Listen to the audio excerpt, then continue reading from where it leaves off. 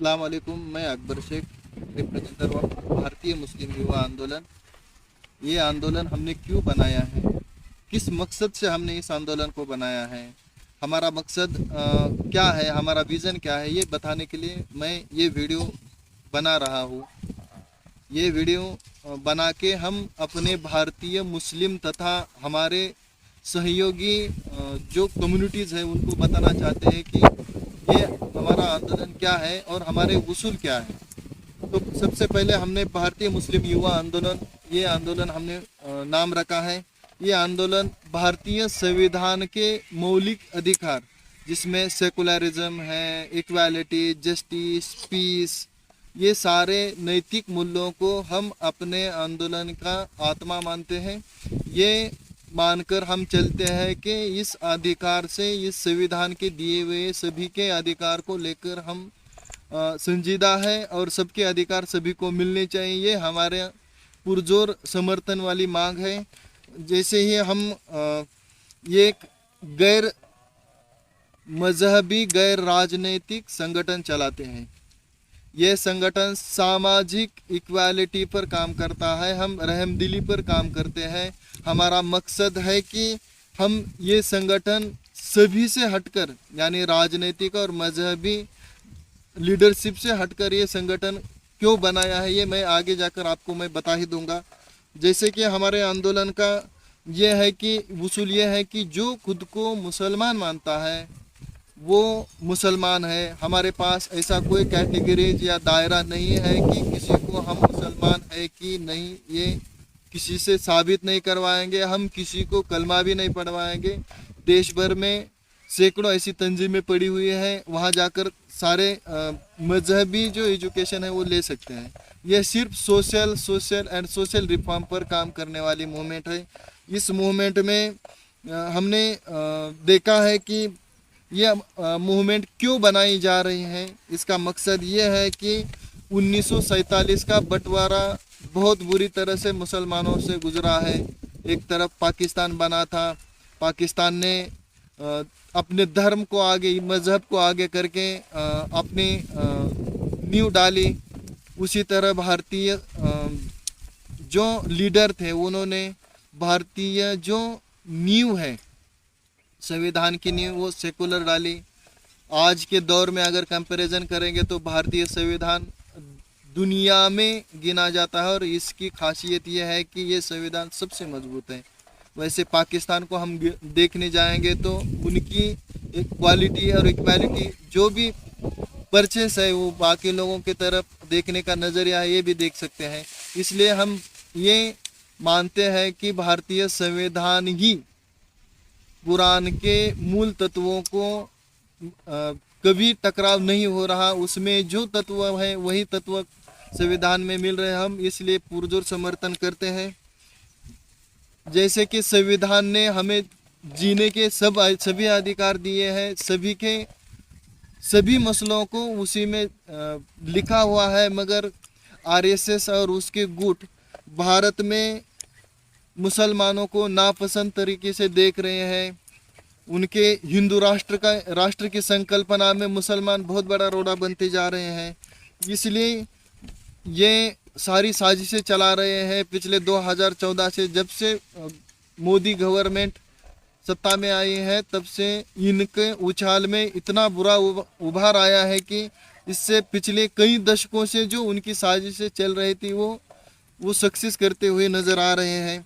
जैसे उन्होंने अपने एजेंडे में रखा है कि पूर्वग्रह दूषित लिखी हुई ऐतिहासिक किताबों को वो समर्थित तरीके से लोगों में दिखा रहे हैं, बांट रहे हैं, पढ़ा रहे हैं और पढ़ भी रहे हैं।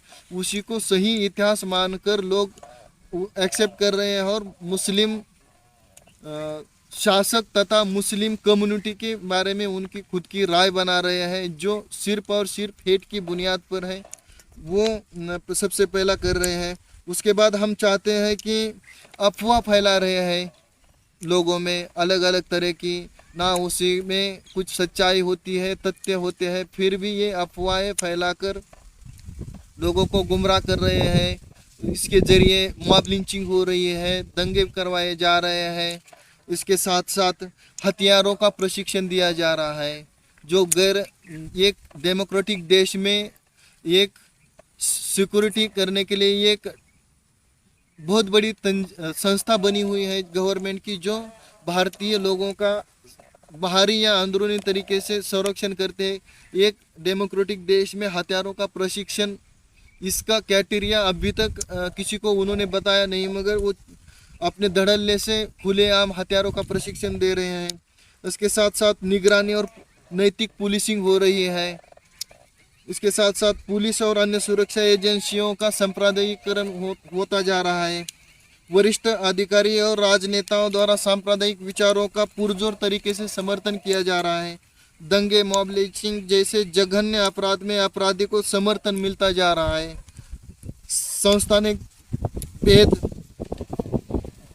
सांस्थानिक भेद हर रोज दिखने को मिल रहा है। हर जगह पर मुसलमानों की हिटिंग होती जा रही है। वफादारी का हर रोज हमें सिलसिलेवार हमारे ऊपर वफादारी का प्लान लगता गया है। हर रोज हमारे वफादारी पर टारगेट किया जा रहा है। हमारे वफादारी पर एक तरह से उनकी एक राय है कि मुसलमान कभी देशभक्त हो ही नहीं सकता, ऐसी राय आती रही है। इसी के साथ साथ मुस्लिम रिफॉर्म पर भी हमारा बहुत बड़ा काम रहेगा। हमने ये मूवमेंट इसलिए बनाई है कि इन जो हमने पिछले गिने हुए मुद्दे हैं, उन मुद्दों पर बताने वाली या काउंटर करने वाली एक भी मुस्लिम तंजीम आज के दौर में मुझे तो मजबूती से काम करती हुई दिख नहीं रही है। इसके साथ साथ इन सामाजिक मामलों में एक तो राजनीतिक लीडर या मजहबी लीडर उछाल कूद करते हुए दिख रहे हैं। ना उनका वो सेक्टर है, ना उनका वो काम करने का तरीका है, ना उनको वो काम करने के जो मसाइल से वो आते हैं। ये काम अगर कोई कर सकता है तो सोशल एक्टिविस्ट कर सकता है। एज अ सोशल एक्टिविस्ट मैं आप सभी लोगों को एक आह्वान करता हूँ या रिक्वेस्ट करता हूँ कि सारे सोशल एक्टिविस्ट हमारे साथ आए या खुद इंडिपेंडेंट भी काम कर सकते हैं। आप सोशल रिफॉर्म पर काम करना शुरू करिए, नहीं तो आने वाले वक्त में बहुत बुरे दौर से मुसलमानों को गुजरना पड़ेगा। और मेरी ये राय है कि अगर आपको आज के दौर में लग रहा है कि मुसलमान बहुत बुरे दौर से गुजर रहा है, तो आप हमारे साथ जुड़ सकते हैं। इसके साथ साथ मैं आपको बता सकता हूं कि कौम की सामाजिक ज़रूरत समझकर हम इस आंदोलन को बना रहे हैं। ये आंदोलन सिर्फ नाम का आंदोलन नहीं है, इसका हमने एज अ रिप्रेजेंटेटिव मैंने 1350 पेज का फाउंडेशन बनाया है। इसके साथ साथ इस आंदोलन के सपोर्ट में कुछ वकीलों को, जाने माने बुद्धिजीवी लोगों को, कुछ पत्रकार वकीलों को लेकर हम खड़े होने की कोशिश कर रहे हैं। अच्छा है कि आप जो भी हो, जिस भी हालात में हो, आप हमारे साथ, हमारे विचारों के साथ अगर आप जुड़ना चाहते हैं तो आप प्लीज़ हमारे साथ जुड़ सकते हैं। हमने अलग अलग 15 टीमें बनाई हैं, 15 तरीके के, यानी मॉब लिंचिंग पर काम करने वाली एक टीम रहेगी, हमारी दंगों पर काम करने वाली एक टीम रहेगी, उसके साथ साथ एजुकेशन, इकोनॉमी, हेल्थ, इसके साथ साथ हिस्ट्री रिफॉर्म, पुलिस रिफॉर्म। जैसे कि आज के दौर में सबसे बड़ा सता रहा ये इशू है कि मुस्लिम बच्चों को अरेस्ट किया जा रहा है धड़ल्ले से, और उनके ऊपर कोई बात ही नहीं हो रही है। 10-10, 20-20, 15-15 साल वो बच्चा अंदर है, उसके बाद कोर्ट बोलती है कि ये बेगुनाह है। तो उसका जो वक्त गया है या उसकी जो ज़िंदगी के अहम साल अंदर जो गुजरे है, इसकी वजह से उसका पूरा घर तहस नहस हो जाता है और वो बच्चा बाहर आकर कभी भी ज़िंदगी में सेटल नहीं हो सकता। ऐसे मामलों में हम चाहते हैं कि एक बार रिफॉर्म हो, यानी किसी इतने बड़े बड़े दंगे हुए हैं, दिल्ली हुआ, गुजरात हुआ, आसाम हुआ, मणिपुर, त्रिपुरा, दिल्ली, यानी कोयम्बतूर हो, मुंबई हो, ऐसे बड़े बड़े दंगों में पुलिस और प्रशासन का दोहरा मापदंड आज तक हमने कई जगहों पर देखा है। और जैसे ही कोई आयोग बनता है तो वहाँ उसको रिमार्क किया जाता है कि यहाँ का पुलिस और प्रशासन की दोहरी नीति ही इस दंगे में बहुत सारे मायने रखती है। तो हम ऐसे दोहरी नीतियों को ख़त्म करना चाहते हैं। दंगा होता है, घर जलाए जाते हैं, असमतें लूटी जाती है, बच्चे लोगों को मारा जाता है, इकोनॉमिक नुकसान होता है। ऐसे किसी भी गुट की तरफ से, किसी भी गुट की तरफ ऊपर किया जाने वाला कोई भी हमला हम समर्थनीय नहीं मानते हैं। हम भारतीय अधिकारों को और भारतीय साझा संस्कृति को, इक्वालिटी को और इस संस्कृति को आगे, गंगा जमुना तहजीब को आगे लेके जाने वाले जो तत्व है उनके साथ समर्थन उनका भी करते हैं। और हम अपने अधिकारों के साथ साथ बाकी सारे लोगों के अधिकारों की भी बात करते हैं। हम एजुकेशन के रिफॉर्म की भी बात करते हैं, हम मोहल्ले के रिफॉर्म की भी बात करते हैं। उसके साथ साथ सामने वाले लोगों की तरफ से होने वाले जो अनैतिक सवाल है या जो अटैक है उनकी भी मजम्मत करते हैं। हम चाहते हैं कि एक मुसलमानों में सोची समझी और अच्छी तरीके से एक रमज़ान क्रांति हो, जो पिछले 70 साल से कन्याकुमारी से कश्मीर तक के मुसलमानों को चाहते तो हैं मगर कोई मिलने गया नहीं, उसके सवालों को पूछा नहीं। आज हमारी तीसरी जो नस्ल है वफादारी के पेटेंट पर चुप बैठ रही है या लोगों के सामने बुज़दिल या पीछे हटती हुई दिख रही है। हम ना किसी से वफादारी का, और त्रिपुरा, दिल्ली यानी कि कोयम्बतूर हो, मुंबई हो, ऐसे बड़े बड़े दंगों में पुलिस और प्रशासन का दोहरा मापदंड आज तक हमने कई जगहों पर देखा है। और जैसे ही कोई आयोग बनता है तो वहाँ उसको रिमार्क किया जाता है कि यहाँ का पुलिस और प्रशासन की दोहरी नीति ही इस दंगे में बहुत सारे मायने रखती है। तो हम ऐसे दोहरी नीतियों को ख़त्म करना चाहते हैं। दंगा दंगा होता है, घर जलाए जाते हैं, असमतें लूटी जाती है, बच्चे लोगों को मारा जाता है, इकोनॉमिक नुकसान होता है। ऐसे किसी भी गुट की तरफ से, किसी भी गुट की तरफ ऊपर किया जाने वाला कोई भी हमला हम समर्थनीय नहीं मानते हैं। हम भारतीय अधिकारों को और भारतीय साझा संस्कृति को, इक्वालिटी को और इस संस्कृति को आगे, गंगा जमुना तहजीब को आगे लेके जाने वाले जो तत्व है उनके साथ समर्थन उनका भी करते हैं। और हम अपने अधिकारों के साथ साथ बाकी सारे लोगों के अधिकारों की भी बात करते हैं।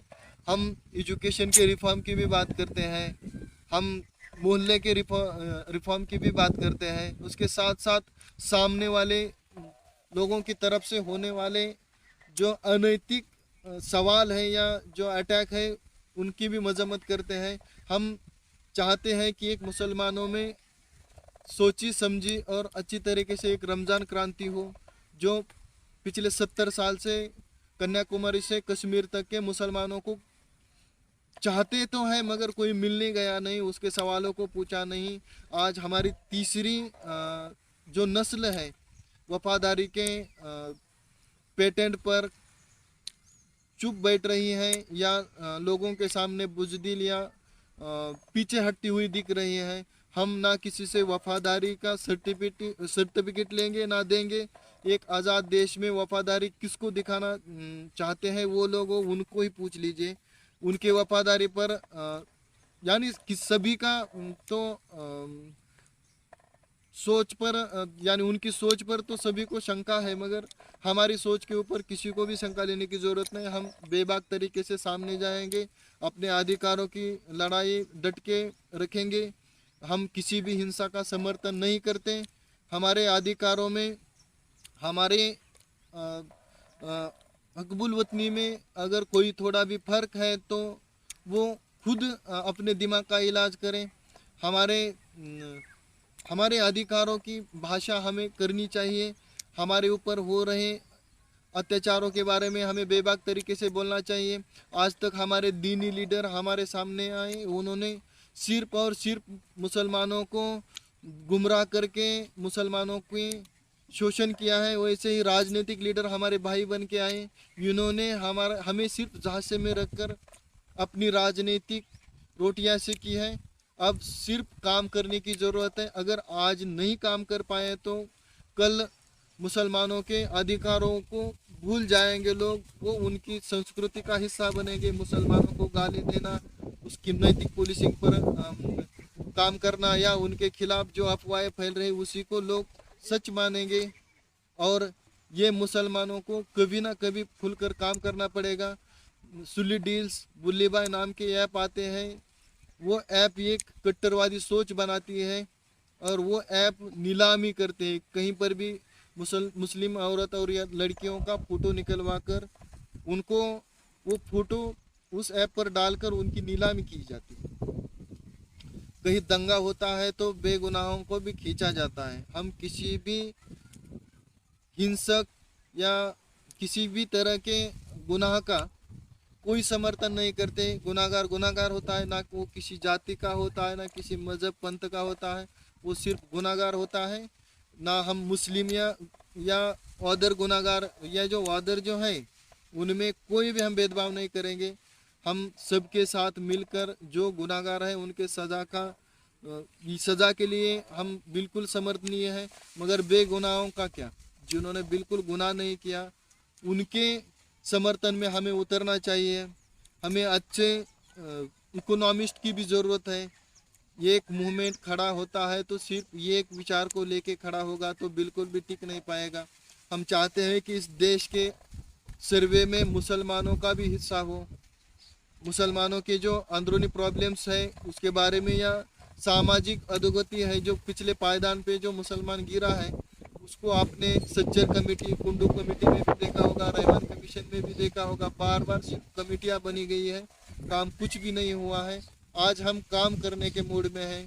बिल्कुल हमें काम चाहिए और हमारे अधिकार चाहिए। ना हमें किसी का अधिकार छीनने है, ना कोई हमारे दुश्मन है जो हमारे ऊपर लांछन लगाएगा, हमारे ऊपर हमले करेगा।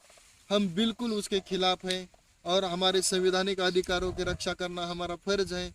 हमारे महिला, बच्चे, स्टूडेंट, किसान, उसके साथ साथ आदिवासी, उसके साथ साथ दलित, उसके साथ साथ ओबीसी, इनके अधिकारों का भी हम पूरी तरीके से समर्थन करते हैं।